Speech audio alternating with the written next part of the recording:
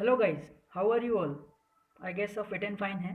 तो जैसा कि आप जानते हैं आज टीचर्स डे है, तो मैं अपने सभी व्यूअर्स और सभी टीचर्स को हैप्पी टीचर्स डे विश करते हुए डॉक्टर सर्वपल्ली राधाकृष्णन के कोट से स्टार्ट करना चाहूँगा, which is the true teachers are those who help us think for ourselves. तो इसी लाइंस सेम लाइंस पे आज का हमारा टॉपिक है इलेक्टोरल रिफॉर्म्स, जिसमें हम अपने बारे में ही सोच रहे हैं और अफेक्टिवली हमारे कंट्री के बारे में ही सोच रहे हैं। तो ब्रॉड आउटलाइन वही है। ये रिफॉर्म सीरीज हमारा रिफॉर्म सीरीज का दूसरा वीडियो है आफ्टर पुलिस रिफॉर्म्स। और ब्रॉड आउटलाइन वही है, meaning, background, issue in electoral politics, and उसके साथ साथ committees and important committees and commissions which suggested for electoral reforms. What were the reforms pre 2000 period, after 2000, and what are the Supreme Court intervention on electoral reforms, on what are the important areas of concern in electoral reforms, and thereby a report, a law commission report and its recommendation. And after that, with a conclusion, uh, we will conclude the lecture. So let's start. First of all, what do you mean by electoral reform?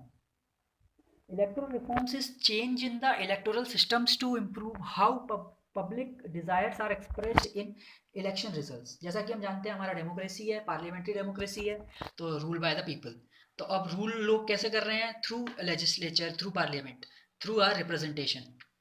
तो that should be that is expected in a parliamentary democracy कि elections free and fair हों, और इससे related जितनी भी activities की जाती हैं, ट्रांसपेरेंसी और अकाउंटेबिलिटी मेंटेन रहे और सब कुछ फ्री एंड फेयर तरीके से हो। इसके अंतर्गत जितनी भी एक्टिविटीज़ की जाती हैं वो इलेक्टोरल रिफॉर्म्स के अंतर्गत हम रख सकते हैं। So in electoral politics of India, what was the background? तो लार्जली 1952 से 1962 तक तो फ्री एंड फेयर ही रहा है। एंड विच इज़ वाई, क्यों ऐसा रहा? क्योंकि सेंटर लेवल पे और स्टेट लेवल पे सेम गवर्नमेंट थी, Congress government. The scenario changed after 1967, and what the changes have occurred? The Indian electoral system has suffered from serious maladies. Thus, the election process in our country is considered as the basis of political corruption. इस level तक का वो हो चुका है कि अब political corruption सबकी जड़ में है। जितनी भी बड़ी बड़ी समस्याएं, कॉम्प्लेक्स प्रॉब्लम्स इन हमारा कंट्री फेस करता है, उन सबके रूट में या फाउंडेशन में पॉलिटिकल करप्शन आ चुका है। जिसकी रूट जिसका अगर इलेक्टोरल चेंजेस होते हैं या रिफॉर्म्स अच्छे लेवल पे आता है, तो काफ़ी सारी बड़ी प्रॉब्लम्स को हम टैकल कर सकते हैं। तो व्हाट आर द कंटेम्परेरी और long standing issues in electoral politics of India? First of all money power, ये एक्सप्लेन करने की ज़रूरत नहीं। सेकेंड इज मसल पावर, कैसे मैनिफेस्ट होता है? Through violence, pre election intimidation या बूथ कैप्चरिंग पहले होती थी, अब तो नहीं होती है। जब ईवीएम्स के आने के बाद से, या जब से टीएन सेशन ने जो एक्शंस लिए थे उसके बाद से काफ़ी स्ट्रिक्टनेस और हो गई है, तो ये बूथ कैप्चरिंग वाले इंसिडेंसेस तो कम ही होते हैं। Next big issue is, this is perhaps the most important and most powerful issue, और and it is also the biggest hurdle in political reform, that is the criminalization of politics and politicization of the criminals. Both terms are interrelated and very intertwined in each other. And criminalisation of politics तो आप समझते हैं कि politics में criminals का आ जाना, and at the same time politicization of criminals has also happened, which has happened through political patronage and protection by the political masters. The next big issue is misuse of government machinery, which happens through sometimes through the nexus between bureaucrats and the politicians. And the next issue is no non-serious independent candidate. Though it is considered to be a petty issue, but it is also having a huge considerable effect on political system in India. क्योंकि ये independent candidates कई बार votes को काटने के लिए और expression को, choice of voters को कर्व करने के लिए ये कई बार यूज़ होता है बड़े काफ़ी बड़े लेवल पे। और casteism and caste based politics, इससे तो आप सब लोग फेमिलियर हैं ही। communalism and religious fundamentalism and polarization. ये कुछ certain parties are alleged to use such means to acquire vote bank, which is against the fundamental values of our constitution, that is pluralism, parliamentarianism, secularism and federalism. And next is also the degraded and destroyed moral value system in politics, which can be seen and experienced by everyone, कि जैसी government की image आज हो चुकी है और जैसी 1950s या 60s के डेकेड में हुआ करती थी. तो इसी के कनेक्शन में एक सीताराम येचुरी ने 4 C's in Indian politics define किया है. 4 C's are corruption, crime, communalism and casteism. And he says crime is the common factor among all the 3 C's.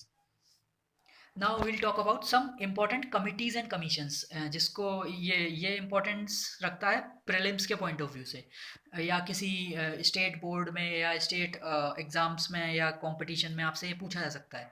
तो इसमें important committees on electoral reforms were Dinesh Goswami Committee, which was formed in 1990. Another was Vohra Committee on Criminalization of Politics, Indrajit Gupta Committee on State Funding of Elections. Venkat Chalia Commission was to review the working of the constitution, overall constitution की working के लिए था. तो इसने political जो electoral reforms को काफ़ी बड़े level पे इसने बात की थी.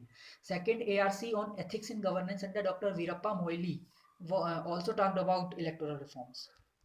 So though in very indirect terms, but it was talked about because as I said कि सब ज़्यादातर complex problem के root में वही electoral reforms का बहुत बड़ा problem है. Next we will talk about reforms before 2000. So important points I have listed out.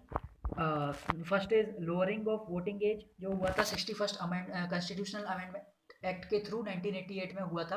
ये राजीव गांधी के टाइम हुआ था. 21 से 18 एज की गई थी, जिससे नंबर ऑफ वोटर्स बढ़ गया था. और second was deputation of officers to election commission.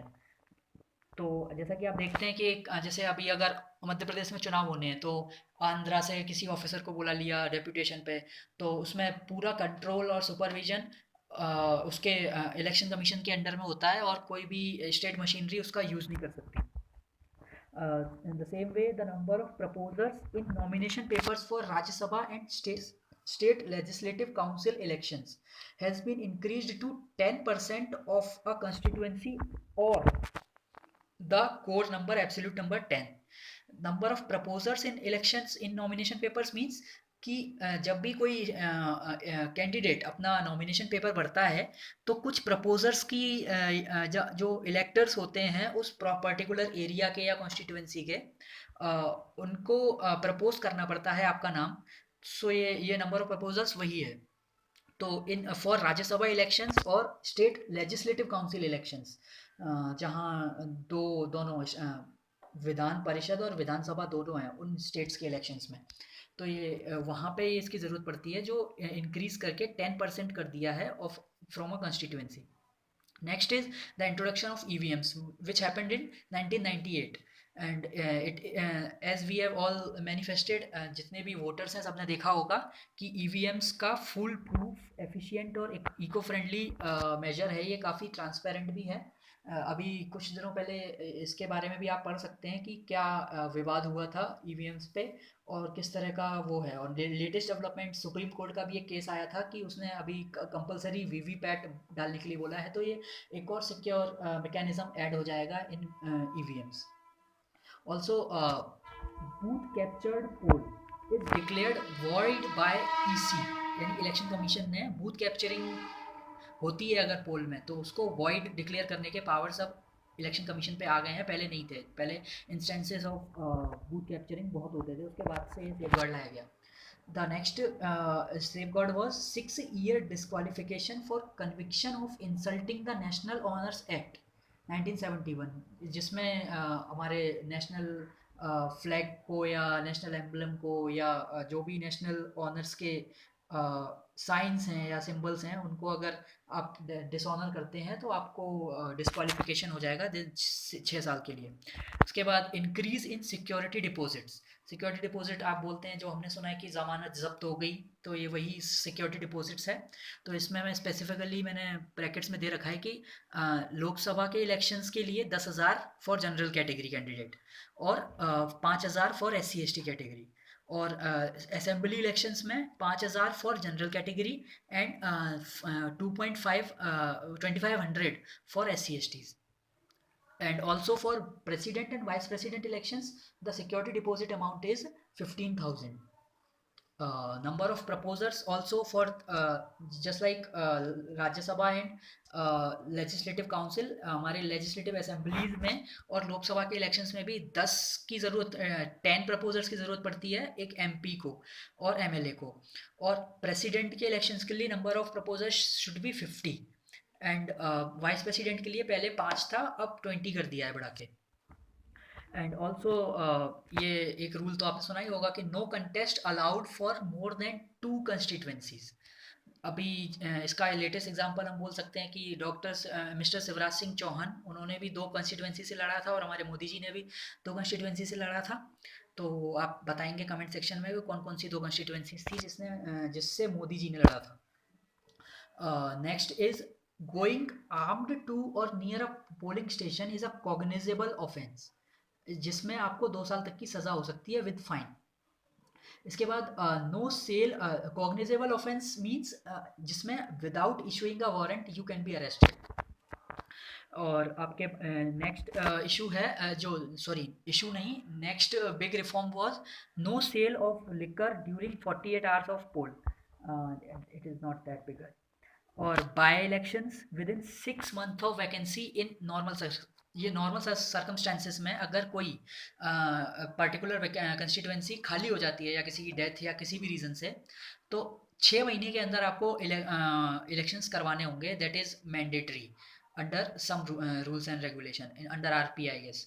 तो इसमें लेकिन ये सिर्फ नॉर्मल सर्कमस्टेंसेस में होगा। स्पेशल सर्कमस्टेंसेस में ये होता है कि in consultation with election commission, अगर election commission in consultation with central government अगर ये बोल देता है कि अभी इट इज़ नॉट पॉसिबल और it is not desirable to conduct elections, तो ये वाली डेडलाइन हम एक्सीड कर सकते हैं। इसके बाद नेक्स्ट जो रिफॉर्म था, it is effective campaigning period has been reduced to 14 days। इसके बाद आफ्टर 2000 क्या रिफॉर्म्स हुए, इसमें एग्जिट पोल्स को इलेक्शन पीरियड में बैन कर दिया गया, और इसमें मैं इसके करस्पॉन्डिंग में ओपिनियन पोल्स क्या होते हैं और एग्जिट पोल्स क्या होते हैं ये आप कमेंट सेक्शन में मुझे बताएंगे। इसके बाद और ओपिनियन पोल्स को लेके क्या पोजीशन है, जैसे इसमें एग्जिट पोल्स तो बंद हैं, बैन है, बट ओपिनियन पोल्स के केस में क्या पोजीशन है ये भी आप कमेंट सेक्शन में बताएंगे। तो इलेक्शन ओपिनियन पोल्स और एग्जिट पोल्स के बीच में डिफरेंस बताइए, प्लस ओपिनियन पोल्स पे क्या स्टैंड है या क्या प्रोविज़न है अभी, ये बताइए आप। इसके बाद नेक्स्ट वाज इलेक्शन एक्सपेंडिचर की जो सीलिंग थी वो लोकसभा इलेक्शंस के केस में 16 से 40 लाख है, यानी 16 to 40 lakhs, और स्टेट इलेक्शंस में या असेंबली इलेक्शंस में 8 to 16 lakhs है, depending upon the size of the city और कंस्टिट्यूएंसी। और second next big is restricted postal ballot to central certain government servants only. तो जो पोस्टल बैलेट का यूज़ है वो इसका भी एक प्रोविज़न है, बट जिनकी ड्यूटी लगी हुई है या कुछ स्पेसिफिक सर्टेन केसेस हैं, स्पेशल केसेस में अलाउ किया जाता है कि आप पोस्टल बैलेट यूज़ कर सकते हैं। इसके बाद ये जो citizens of India that are living abroad, इनको भी वोट करने का अधिकार मिल गया। और लेटेस्ट डेवलपमेंट शायद इसमें ये है कि प्रॉक्सी वोटिंग अलाउड की जा रही है, मतलब आप अपने बिहाफ पे किसी अदर पर्सन को नॉमिनेट कर सकते हैं, वो जाके आपके जगह वोट डाल देगा। उसके बाद नेशनल वोटर्स डे का प्रोविज़न आया जो 25 जनवरी को बनाया जाता है, और ये 2011 में स्टार्ट हुआ था, और इस दिन इलेक्शन कमीशन की स्थापना हुई थी, इस्टेब्लिश हुआ था। Next big was reform is video recording of polling and counting procedures, model code of conduct vote through proxy, जैसा मैंने बताया, for armed forces people it is followed. Computerised database of electors with coloured photo ID, voter IDs, latest voter ID अगर आप अभी बनवाएंगे देखेंगे तो वो कलर्ड फोटोज के साथ आ रहा है। अलॉन्ग विथ, अब क्या हो रहा है, लिंकिंग विद आधार भी हो गया है वोटर आईडी का, जिससे to eliminate bogus and duplicate entries in electoral rolls. इसके बाद no cash donations above 2000 rupees. अब हम पॉलिटिकल पार्टीज को कैश में 2000 से ज़्यादा नहीं दे सकते पर पर्सन या पर एंटिटी। और इसके बाद कॉन्सेप्ट ऑफ इलेक्टोरल बॉन्ड्स भी, जो ये लेटेस्ट, ये दोनों अनाउंसमेंट लेटेस्ट बजट में थी। और इसके साथ साथ एक एसोसिएशन ऑफ डेमोक्रेटिक रिफॉर्म्स, एक बहुत फेमस एनजीओ है, उसने रिकमेंड किया था कि आप full details of the all the donors be made online available for public scrutiny under the RTI. जैसा कि Bhutan, Nepal, Germany, France, Italy, Brazil, Bulgaria, US and Japan सब जगह होता है। तो एडीआर ने भी ये रिकमेंड किया है, but it has not taken place yet now. Next section is how has supreme court responded towards these reforms.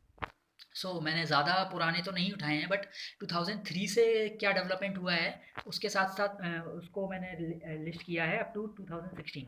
तो 2003 में क्या हुआ, supreme court commented that voter has the fundamental right to know assets, liabilities, qualification and criminal antecedents of every candidate who is standing in election. 2013 में freebies, उसने बोला freebies vitiate the electoral process, so he asks election commission to form guidelines in consultation with the political parties। 2013 में again एक judgement में उसने बोला कि उसने मतलब section 8(4) of the representation of the people's act को नल एंड वॉइड डिक्लेयर कर दिया था, जिसमें ये बोला गया था, मतलब अगर आप इसको डिटेल में पढ़ना चाहें तो पढ़ सकते हैं, बट इसमें ये बोला गया था कि अगर कोई एमपी, सिटिंग एमपी या एमएलए था है, अगर उसके खिलाफ 2 साल से ज़्यादा की सज़ा होती है तो एक प्रोटेक्शन करके होता था, 3 महीने के अंदर अगर वो नोटिस दे देता है या कुछ ऐसा प्रोविजन था सेक्शन 8(4) ऑफ आरपीएम है। ये आप कमेंट सेक्शन में बताएं मुझे, मैं भी अभी मैं I can't recall, so we can discuss it later. और next big development was NOTA was made compulsory on ballot papers and EVMs, जिसमें अब आपको एक ऑप्शंस दिखने लगे थे। पहले नोटा को रजिस्टर करने के लिए आपको अपनी आइडेंटिटी डिस्क्लोज करनी पड़ती थी, और आपको रिटर्निंग ऑफिसर को लिखित में, रिटर्न राइटिंग में देना पड़ता था कि मैं किसी और किसी कैंडिडेट को वोट नहीं करना चाहूँगा। तो इससे इंटिमिडेशन या एनोनिमिटी ऑफ वोटर प्रोटेक्ट नहीं हो रही थी। तो इसके अगेंस्ट ये बहुत बड़ा डेवलपमेंट हुआ था। अब आप अपने ईवीएम में ही नोटा बटन दबा सकते हैं। इसके बाद 2014 में आया 1 year deadline for lower courts to complete trial in cases of MP MLA. ये 2014 में एक अच्छा डेवलपमेंट हुआ था, बट अभी इम्प्लीमेंटेशन ऑन ग्राउंड ज़्यादा इस पर कोई डेवलपमेंट नहीं है। बस एक स्टेटमेंट आया था मोदी जी का, जिसमें उन्होंने बोला था कि 1 साल के अंदर हम सारे ट्रायल केसेस ख़त्म करेंगे against MPs and MLAs, but फिर वो बात ठंडे बस्ते में चली गई। उसके बाद 2015 में candidates election will be null and void if criminal antecedents are undisclosed. इस केसेस में शायद 1 या 2 को कैंडिडेट्स को ये भी हुआ है, डिस्क्वालिफिकेशन भी हुआ है, जिसमें latest case doctor Narottam Mishra का था, जिनमें फेक न्यूज़ के केस में उनको डिस्क्वालीफाई कर दिया गया था, बट मैटर अभी भी कोर्ट में है, उस पर स्टे लग गया है। 2016 में जो लेटेस्ट डेवलपमेंट हुआ, जिसमें सुप्रीम कोर्ट ने section 123 of representation of the people's act 1951 में वाइडर इंटरप्रिटेशन दिया to the appeal of vote by a candidate in the name of religion.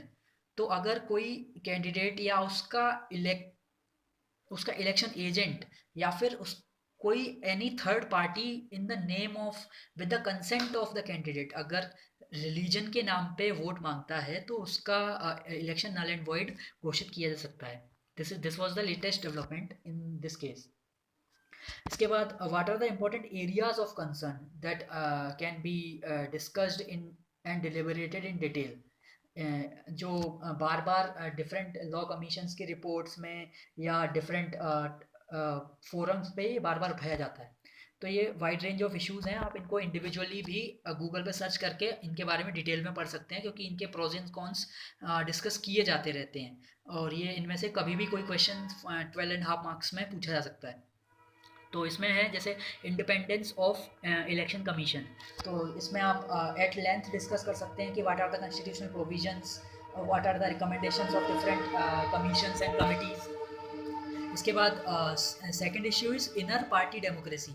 ये बार बार बात उठती रहती है कि जो पॉलिटिकल पार्टीज़ हैं ये पब्लिक एंटिटीज़ हैं, और इनको और पार्लियामेंट्री डेमोक्रेसी में इनर पार्टी डेमोक्रेसी सब कुछ ट्रांसपेरेंट वे में होना चाहिए, और एक सेंट्रलाइजेशन ऑफ पावर नहीं होना चाहिए, पूरा इनर पार्टी डेमोक्रेसी रहना चाहिए डिफरेंट पार्टीज़ में। इसके बाद transparency and accountability in election financial activity.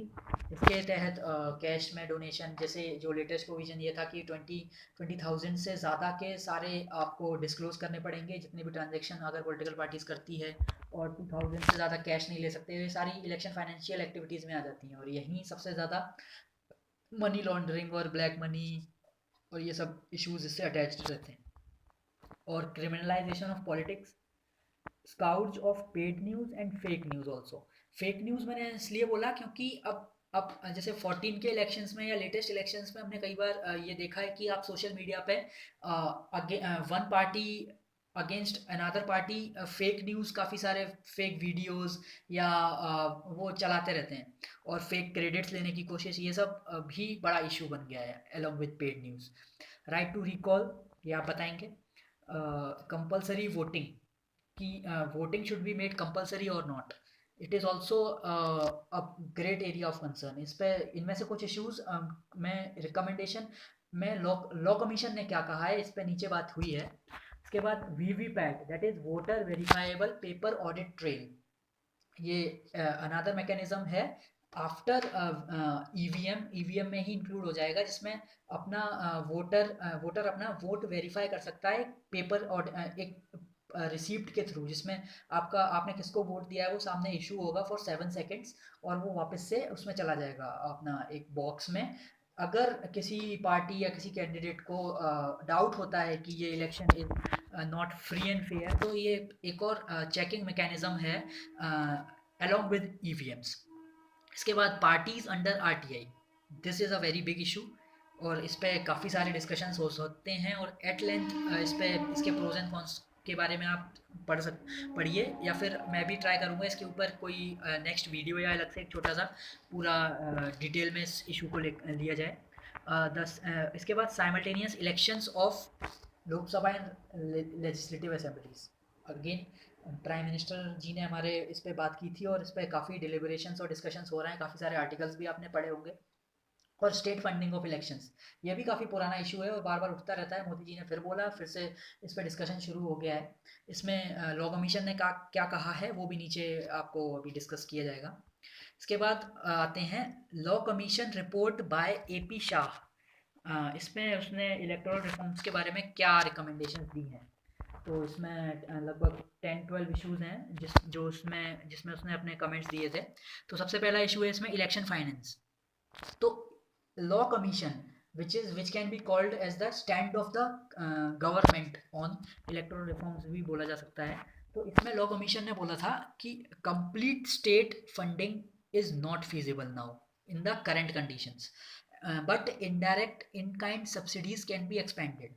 इसमें मतलब उन्होंने ये बोला है कि जैसे अभी फ्री टैक्स फ्री कुछ प्रोविजंस रहते हैं, या जो भी इनडायरेक्ट सब्सिडीज दी जाती हैं, इसका आप एक्सपेंड कर दीजिए बजाय स्टेट फंडिंग करवाने के।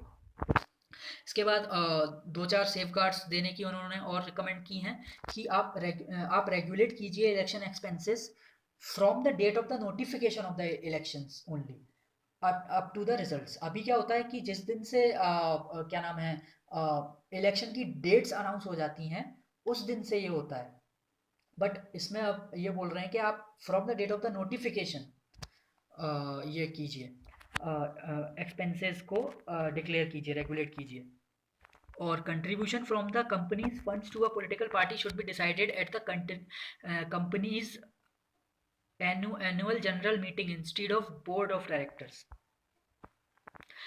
Next is political parties should submit their annual accounts to the election commission that should be put online for public scrutiny, जिससे ट्रांसपेरेंसी और अकाउंटेबिलिटी आए इलेक्शन फंडिंग को लेके।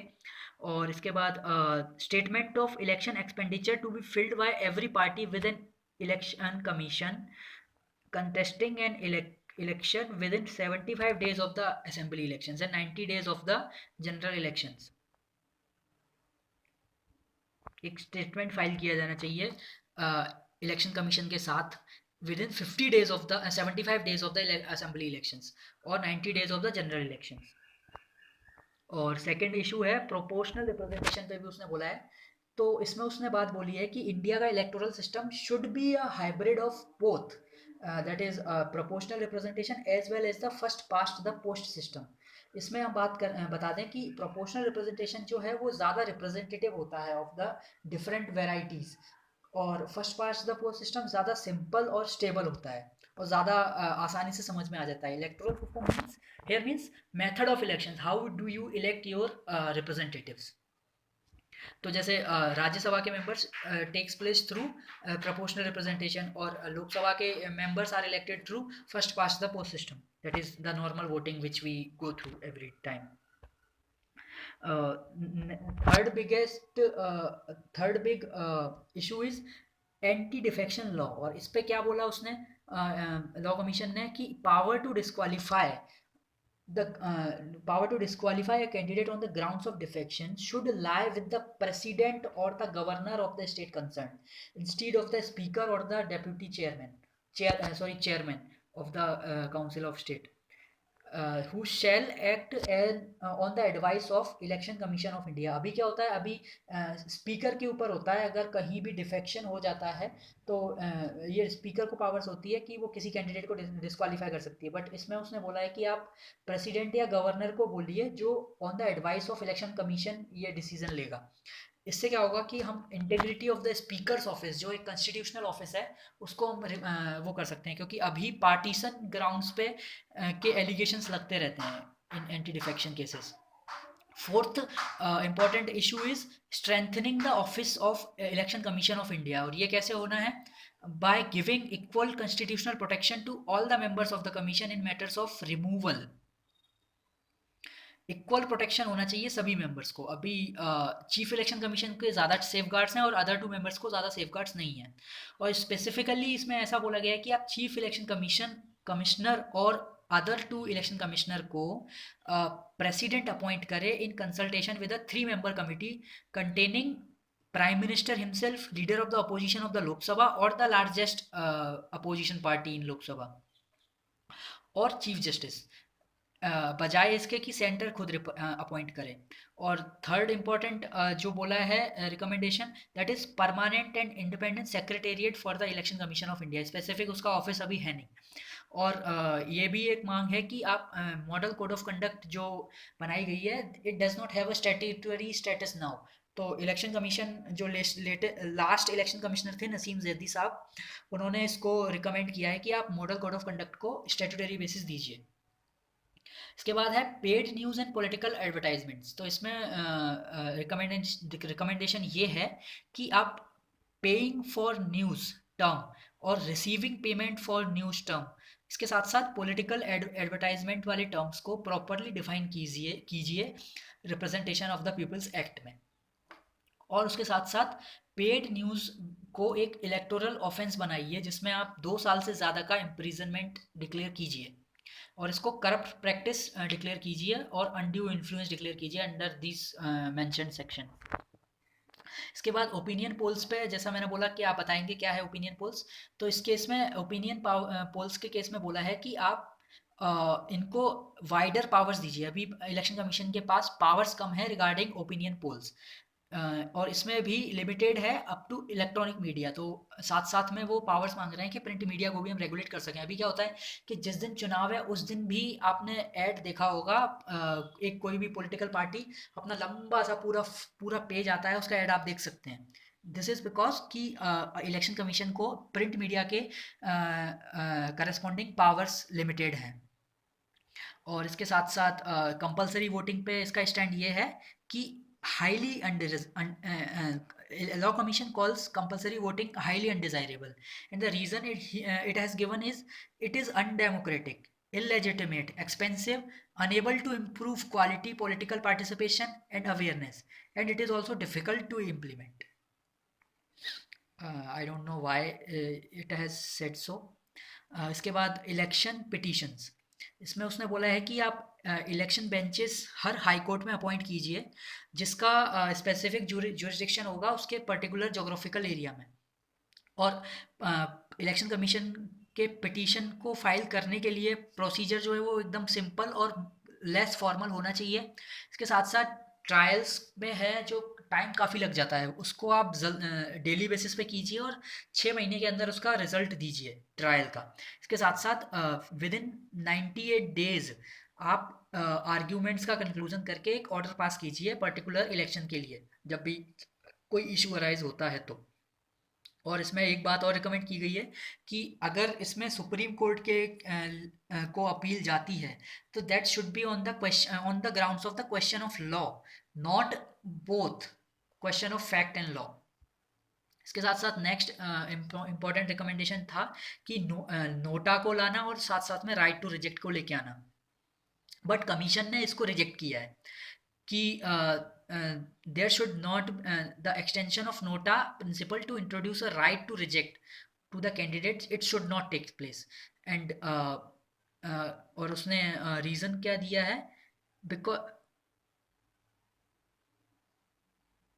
रीज़न इस केस में हम साइड कर सकते हैं, मतलब इसमें रीज़न मेंशन नहीं है बट आप रीज़न साइड कर सकते हैं कि वही इंस्टेबिलिटी आ जाएगी या ये सब चीज़ें हो सकती हैं, या इसका मिसयूज़ हो सकता है, या इतना फीजिबल है भी या नहीं, इस पे डिबेट की जा सकती है। इसके साथ साथ next issue was to right to recall, इसके भी अगेंस्ट है लॉ कमीशन, और उसने रीज़न दिया है कि it may lead to an excess of democracy, it undermines the independence of the elected candidates, it ignores minority interests, साथ साथ में it brings instability, chaos and chances of misuse and abuse भी ज़्यादा हैं। और ये डिफ़िकल्ट और expensive भी है, एक first past the post system में इसको इम्प्लीमेंट करना भी थोड़ा एक्सपेंसिव हो जाएगा और साथ साथ में डिफ़िकल्ट भी है। इसके साथ साथ नेक्स्ट इम्पॉर्टेंट जो उन्होंने बात की वो है टोटलाइज़र इंट्रोड्यूस करो आप वोटिंग जब काउंटिंग होती है वोट्स के लिए। इस केस में क्या होता है कि जब भी काउंटिंग होती है ईवीएम्स की तो एक पर्टिकुलर ईवीएम के total number of votes count होते हैं ईवीएम वाइज। इसकी जगह वो चाहते हैं कि आप टोटलाइजर एक सेंट्रलाइज्ड कंट्रोल लेके आओ जिसमें सारी ईवीएम्स को मिला के टोटल वोट्स का रिजल्ट आए, ना कि पोल वाइज। इससे क्या होता है कि ये डिस्क्लोजर का डर रहता है election trend, particular polling station पे क्या इलेक्शन ट्रेंड रहा है। इसके बाद किसी पर्टिकुलर एरिया या पर्टिकुलर कम्युनिटी को विक्टिमाइज कर किया जा सकता है, तो इसको और ज़्यादा एनोनिमस बनाने के लिए ये टोटलाइजर की बात की जा रही है। इसके बाद है restriction on government sponsored advertisements. तो इसमें उन्होंने बोला है कि आप 6 मंथ, मतलब जब भी टर्म पर्टिकुलर हाउस का या असेंबली का टर्म एक्सपायर होने वाला है उसके 6 महीने पहले आप ये बैन कर दीजिए गवर्नमेंट स्पॉन्सर्ड एडवर्टाइजमेंट दिखाना ऑन डिफरेंट ऑन चैनल्स, जिससे प्योरिटी ऑफ इलेक्शंस बना रहे और साथ साथ में पब्लिक मनी का पार्टीसन पर्पस के लिए यूज़ ना हो, एक पर्टिकुलर पार्टी अपने फ़ायदे के लिए गवर्नमेंट मनी का यूज़ ना करे। इसके साथ साथ सेक्शन 33(7) को अमेंड करने के लिए बात की जा रही है जो परमिट करता है to allow a candidate to fight election from only one constituency. अभी प्रेजेंटली हमने बात की कि 2 हैं, जैसे मोदी जी 2 कंस्टिट्यूएंसी से खड़े हुए थे, तो इसके लिए क्या आर्ग्यूमेंट दी जा सकती है इसके सपोर्ट में? हम बोल सकते हैं कि इलेक्शन एक्सपेंसेस फालतू बढ़ जाते हैं, ज़रूरत क्या है, एक आदमी एक ही पर्टिकुलर कंस्टिट्यूएंसी से लड़े और जीते। इसके बाद जो नेक्स्ट वो है उसमें है next the bar independent candidates and allow only party candidates parties registered with the election commission to fight election. तो इस केस में हम जैसा मैंने बात की थी कि इंडिपेंडेंट कैंडिडेट्स ज़्यादातर वेस्टर्न इंटरेस्ट के साथ खड़े होते हैं और कट करते हैं वोट्स को या फिर स्प्लिट करते हैं। तो इसके बाद नेक्स्ट जो रिकमेंडेशन था, it was the preparation and use of common electoral rolls for all types of elections, means assembly elections, parliamentary elections and as well as local body elections. तो इस केस में आपको, क्योंकि ये लोकल बॉडी इलेक्शंस जो हैं वो state subject में आता है, तो इसमें आपको स्टेट लेवल कॉन्स्टिट्यूशनल अमेंडमेंट लाना होगा। इसके बाद ये other set of electoral reforms है जो सजेस्ट किया गया है। अगर हम स्टेट फंडिंग करवाते हैं इलेक्शंस, स्टेट फंडेड इलेक्शंस होते हैं, तो उस केस में ये सजेस्ट किया गया है कि आप एक इंडिपेंडेंट नेशनल इलेक्शन फंड बनाइए जिसमें टैक्स फ्री डोनेशंस दिए जा सकते हैं, just like PM relief fund और जैसा एग्जिस्ट करता है अभी। तो इसको election commission of India manage कर सकता है और इसके थ्रू टू एवरी पार्टी हम बराबर बराबर सम ऑफ मनी दे सकते हैं। इसके बाद डीक्रिमिनलाइजेशन ऑफ पॉलिटिक्स के केस में इलेक्शन कमीशन के पावर्स बढ़ाने की बात की जा रही है, और ये बोला जा रहा है कि आप जो भी किसी भी कैंडिडेट के अगेंस्ट अगर कोर्ट में केस पेंडिंग है तो उसको इलेक्शन नहीं लड़ने दिया जाए। बट इस केस में एक कैविट ये भी है कि बहुत सारे फेक क्रिमिनल केसेस या सिविल केसेस किए जाते हैं अगेंस्ट द कैंडिडेट, तो उस केस में ये इसको काउंटर आर्ग्यूमेंट कोई दे सकता है कि हमें झूठा फंसाया गया तो हमें इलेक्शन क्यों नहीं लड़ने दिया जाएगा। और other issue is D registering political parties. Currently अभी हमारे यहाँ 1900 रजिस्टर्ड पॉलिटिकल पार्टीज़ हैं।